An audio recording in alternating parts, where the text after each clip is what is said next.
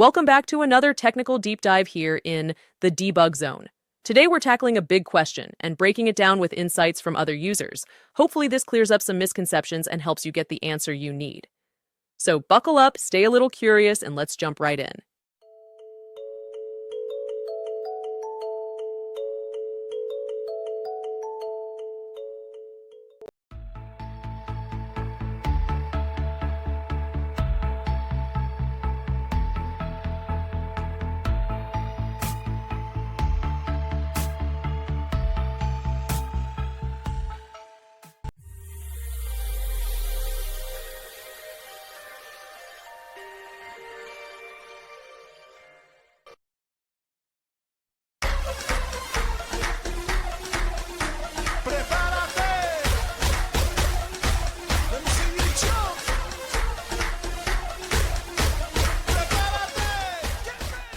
And that's a wrap.